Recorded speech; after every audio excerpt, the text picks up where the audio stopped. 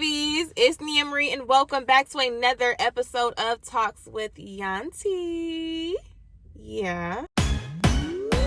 Today, we are talking all about purpose. My name literally means purpose. So, who's more qualified to talk about purpose than me? So, guys, let's get into it. 3 years in a row, I was asked the same question on the same day. And would you guys believe it if I told you I had the same response every single time? I was presented with the question of, Nia, what is your purpose in life? And every single year, I had the same heartbreaking answer. I don't know. I truthfully don't know. And I would get the same response. You have all these gifts. You're so talented. You have so much in you. And you don't know what your purpose is? It's in there. You just have to find it. And I would be like, so tell me, what is my purpose? You got all the answers, don't you? You see all this potential up in me. I got all these gifts. You tell me what I'm supposed to do. And I thought for the longest, I thought that your purpose was directly linked to your career, and that is just not true. And at the time, every year, it made me sad when I thought about it. Because the first year that I was asked what my purpose is in life, I really hadn't thought about it. Because if I'm being honest, I was a very depressed an anxious person. I dealt with in and out depressive episodes for about 10 years. When my grandma passed away, that was the first time that I sunk into my first depressive episode. It was when my grandma passed, and I was about 13 years old. So I was dealing with depression and anxiety. I still get a little anxious at times, but the depression's gotten a lot better. I've been dealing with that for about 10 years. Yeah, 10 years. And I had a lot of dark nights with a lot of very dark thoughts. And by the grace of God, I am still here to this day. But I can tell y'all, I did not want to be here. I did not want to make it. And I think the older I got, the darker the thoughts got, for sure. The darker the thoughts got. And I'm so grateful that the Lord has been after me my whole life. He's had so much grace over my life, because I would hear these dark thoughts, guys, like the craziest, just the most degrading, the most horrible things that you can say about yourself to yourself. The way that you can think about yourself, it was just so dark, so dark. And I really did not want to be here. And I would hear these thoughts, and it never sounded like me. And I didn't understand that until I got older, until I really started building my relationship with Christ. And I understood that was just the devil. Everyone always like to be like, it's the devil, it's the devil. It is. It was. And I say the Lord has been after me for so long because I always had this other voice. And when I say these voices that are in my head, they're actually different. They sound different. It's not just the monologue of what they're saying, or maybe the tone of what they're saying, where you can tell the difference in the tone. Like, I would hear two different distinct voices. You know how you have a monologue in your head and you can hear yourself talk? It wasn't my voice that I was hearing. So I would hear these things, and it was deeper than my voice in my head is. And I had a lighter voice, and it was just like, Benita, what about your mom? What about your nieces? What about your friends? What about the people that just know you? And that is what always kept me here, was hearing that. Oof. I'm gonna try to like not cry a lot on this episode, but I know it's gonna be an emotional episode, y'all, because like this is real life. I felt for the longest that I had no purpose here, and I didn't understand it. And I grew up hearing that like I was special, and that I had so much purpose in this world. And you have all these people telling you these things about yourself. And I'm so grateful I grew up in so much love. But I didn't see what everyone else saw. I didn't understand that. The first year that I was presented with that question was the first year since I was 13 years old that something had changed. And there was this switch in me. Oh, Jesus. That was like, I want to be alive. I wanted to live. I wanted to finally live. And I was doing that. I graduated from college and I started my career. I got really blessed with a amazing job. And it was a hard job. And I was not paid enough for what I was doing, but I was so grateful for everything. Honestly, because I didn't have to interview for it. I basically got asked to do it. I got a full salary and I came on to the team and I was grateful. So God really just had me in his hands. But like, I wanted to live. And that was the first time I was like, I want to be alive, man. I want to be alive. So when I was asked that question, I had never truly thought about what my purpose was, because I didn't want to be here. And now year 2 comes around and I'm sitting in my barber's chair and I kind of got stabbed in the back career-wise. So I was like, okay. I spent that whole year living for someone else. And I was okay with being alive if it meant I got to live to help others, because I didn't know what I was supposed to do. So my whole thing was, I don't know what my purpose is, but I can help people get to what their purpose is in life. Because what is mine? I don't know. So I wanted to be alive, and it was a lot easier to live to help others with their careers and what they wanted to do with their lives versus me focusing on my own. So I spent a whole year doing that. So now I'm sitting in the barber chair. And my barber's like, so what's your purpose? And I'm like, dang, I just spent the last year of my life living for someone else. I didn't prioritize my health. I didn't prioritize my peace. I was just literally living for another person to make their life easier, their life better. And I was great at what I was doing. I was phenomenal. He'll never ever get another me. But at the time, I'm 21. Maybe I just turned 22. Yeah, I'm like about to be 22 at this point. And I done sat here and spent my whole first year in adulthood living for someone else, not shaping my identity, not, figuring out what I actually like. I stopped doing all the things that I love to do. I stopped reading the books. I stopped posting content. And that was really big for me, all because I allowed somebody else to start to shape my identity. I started to live for them and not for me and not for the Lord. I was starting to, I was building that relationship with the foundation with God, and it was really good. I was getting in my Bible. I bought my first Bible that year. Glory to God, man. He's just, the way he works in you, it takes time. So give yourself grace when you're first really starting to build that foundation. Like, have grace.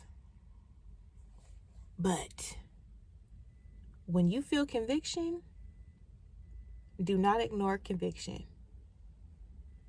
Do not ignore that conviction. Okay? So when he asked me that, I went home and I cried, because I realized I sat there and I spent a whole year living for somebody else, and that broke me. And once again, I don't know. So now we go on, and I'm like, okay, I don't just want to be alive. I gotta do something for me. So I tried. And I was really struggling mentally. I was really in a rough place. I was dealing with being heartbroken, and then I tried to like mend that heartbreak by throwing myself into a new relationship, and then I had all of that, and then I had my job, and then I had this whole thing where it's like, who am I? And I'm trying to figure out me, so I'm trying to shape my identity. I had a lot on my plate. It was way too much dip on that chip, tell you that much. And not enough God. I was trying to find ways to squeeze God into all this instead of putting him at the root of it. You know, I'm like, okay, let me pray over these athletes. Let me get my word from my athletes. And then let me pray over this person. It's like, girl, where's the prayer for your life? Goodness. When are you getting in the word for your connection with the Lord? You sitting here and you praying over everybody and their mama and their daddy and their grandpappy, and you not praying over yourself. Can we go talk to him about you, bucko? Once again, you doing everything for everyone else, and you not even thinking about what does God really want you to be doing. So now we go on year 3. And like my little man at the time, my little booski or whatever, he like, Nia, you ain't got no job. What's your purpose? What's your purpose in life? You might as well just go for it, step into your purpose, your calling, and do that. Trust in the Lord. And I said, bruh, you gonna tell me what I'm supposed to go do? Because at this point, I'm laid off. You know, everybody be like, Nia, don't say that. My contract was not extended. So now I don't got no job. I don't got no source of income. I got to move.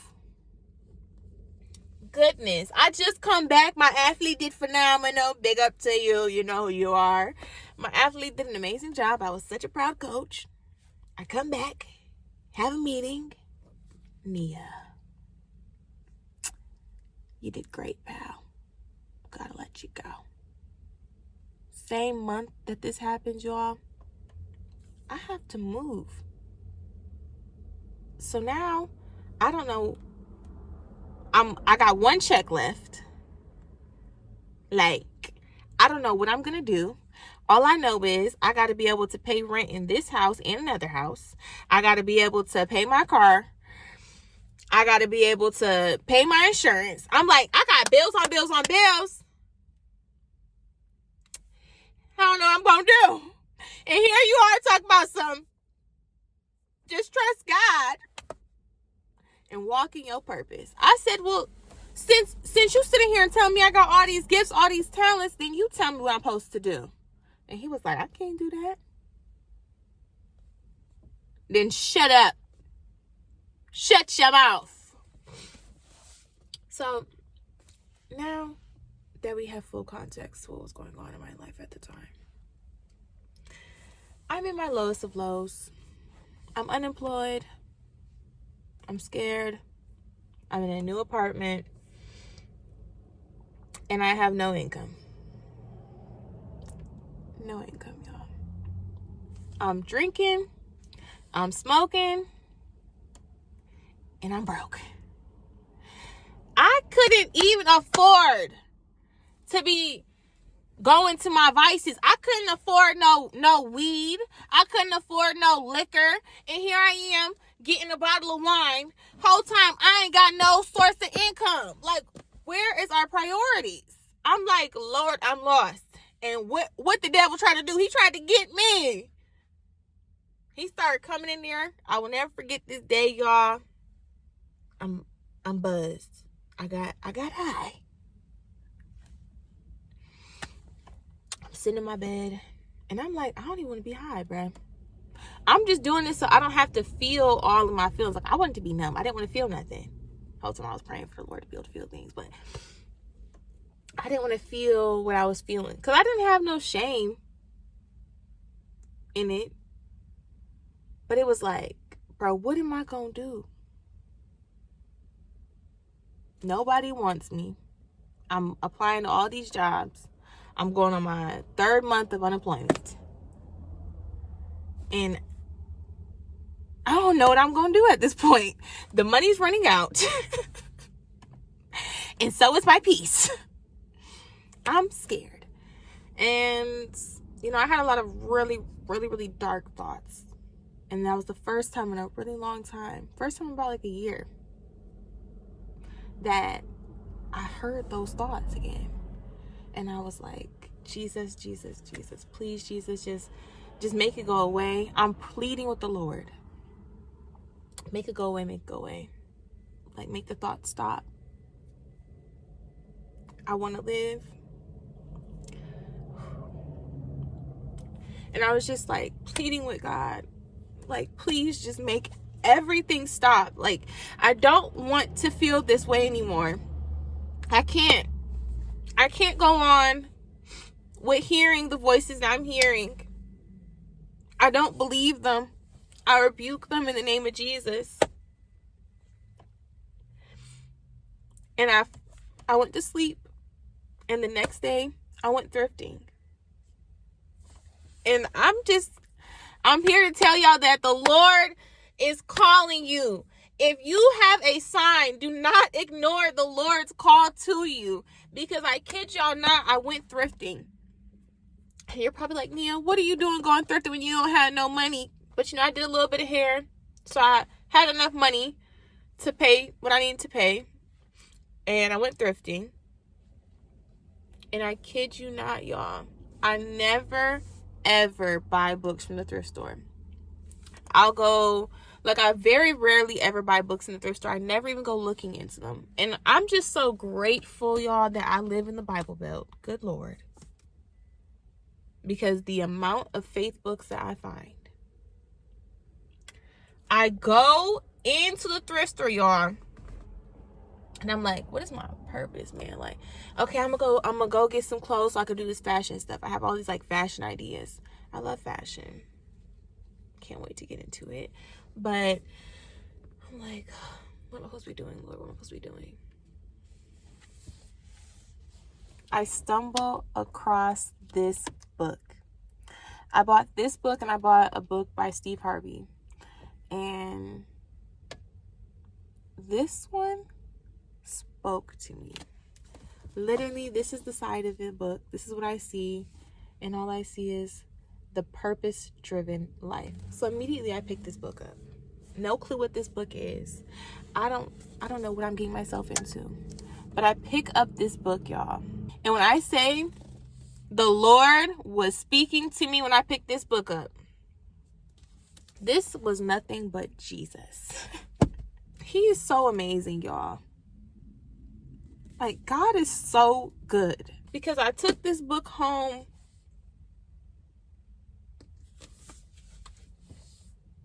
And literally, y'all, at this point in my life, I'm like using ChatGPT a lot. I didn't really feel comfortable talking to people, so I'm talking to ChatGPT. And I'm like, what are some books? What book would you recommend me to read right now? Do y'all know that ChatGPT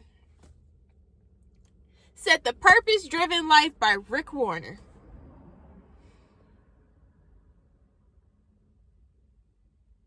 I said, goodness gracious. I know this is AI. And you know nothing in my life, but it's like, you basically like, ChatGPT over here. Like, you're always talking about God. Because I just, I was venting. I'm like, in my relationship with Christ and this, and the third. So, of course, it's AI. It knows that I want some faith content. And it gives me this book. And I'm so grateful that I went thrifting. And I'm so grateful that I found it because I have never seen this book in the thrift store. I have gone thrifting because I'm like, I want to find another one of these books so I could just give it away. I'm so grateful for this book because The Purpose-Driven Life was the first book that I read that made me immediately want to pick up my Bible. At this point in time, when I'm reading The Purpose-Driven Life, I had started my 90-day challenge with reading the Bible. Now, I started this book in October. And it's so crazy because that's when I started to kind of get consistent with posting. But when I initially started reading this book, I would read a page and I'd reflect. And I love this book because at the end of every chapter, it has like a thinking about my purpose section. So it'll have a point to ponder. So this is day 2, and the point to ponder was, I am not an accident. A verse to remember. I am your creator. You were in my care even before you were born. Isaiah 44, verse 2. Okay, so I've been loving this, so every day I'm journaling and every day I'm reflecting. And this is my favorite part because it has a question to consider. And on day 2, the question to consider is, knowing that God uniquely created me, what areas of my personality, background, physical appearance am I struggling to accept? It asks you stuff like that. And let me just tell y'all, you cannot read this book and not, 1, know your purpose in life. 2, have an immediate connection to God. And 3, want to spread the gospel. This book changed my life. It made me want to get in my word even more. It lit a fire inside of me to read the Bible because I was like, I need you. And I didn't read this book for a while. I got it back in September, I believe. And I didn't read it until October. But once I read this book, y'all, it changed my life. If I had to recommend y'all any book, I'd recommend you this one. Anytime that I'm recommending you a book, especially when they're a faith-led book, I'm never telling you to put this book above the Bible. Ever. The Bible is the best book in this world that you will ever read. There will never be a book better for you to consume than the Bible. But I will say, this is a phenomenal book to read paired with the Bible. This lit my fire to want to read the Bible. This lit my fire to want to grow closer to Christ. This lit my fire to want to live in my purpose and to really sit down with, what did God put me here for? I came out loving myself more. I came out having peace. And this is someone who is depressed. This is someone who is suicidal. This is someone who struggled with loving themselves and giving themselves grace and prioritizing their relationship with God. Like, I struggled with all of that. And I can truly, truly say, this book paired with the Bible, because it was the Bible, it was Jesus, changed my life. If you feel like you have no purpose, if you don't know what your purpose is, if you feel lost, if you are confused, if you are just like, someone tell me what I'm supposed to be doing, you need to read this book. You need to read this book. Rick Warner is just so, he was so anointed by the Lord when he wrote this book. It's such a good book. I love to read, and I always encourage you guys to read because knowledge is everything. Reading is everything. It's so important. How can you live in the world that we live in? How can you be so blessed to be here? If you are in America, I know that we have a lot of messed up stuff going on. You have so much more freedom than you think, than you are aware of, than you acknowledge. And it's embarrassing that we have access to all of these resources and we don't take advantage of them. You can read the Bible. Do you understand how much of a privilege that is? There are some people who cannot. They are living in their faith and it's illegal in their country. Do you understand that? Reading is so important. Pick up a book. And more importantly, pick up the Bible and focus on your relationship with God. The time is now. The time is now to know the Lord. The time is now to live in your purpose. I tell y'all all the time, your identity and your purpose does not come from mankind. It comes from God. And you will not know what your identity is. You will not know what your purpose is in life unless you have relationship with Christ. Period. You think you know what it is. You think you do, but you don't. You will not know who you are without having relationship to him. Period. This life that you live, this identity that you've built, it's surrounded and it's focused on approval of mankind. What are we doing? You want to sit here and everyone likes to be like, well, oh my God. You live for the approval of others. That's why you post the stuff that you post. That's why you're doing the things that you do. That's why you feel like you aren't where you should be in life. But if you have relationship to him, connection to him, your identity will be so strong that nobody can break that. You were put here for a reason. It does not matter if you were born a bastard. It don't matter if your parents are divorced. It don't matter if you were accident sex. It don't matter how you came into this world. You came here for a reason. So it's time for you to step into your purpose. And the only way you can do that is through Christ. Period. Period. That is the only way. Every single time, I'm telling y'all the same stuff over and over and over again. You have to have relationship to him.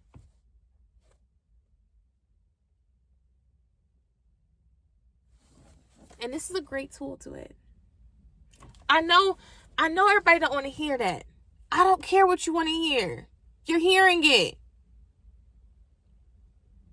You feel so lost. You feel so broken because you don't have God. You're trying to live your life without him. I'm here to tell you it don't work. The weed not going to make you feel better. The alcohol not going to make you feel better. The sex not going to make you feel better. The man not going to make you feel better. The job not going to make you feel better. The money not going to make you feel better. You see these people and they get off the top of the top. And what they always say, billionaires be the most depressed people, don't they? Because it's lonely. Money is the root of evil. You're trying to go to all your vices, and your vices don't work. Only God works. Period. Period.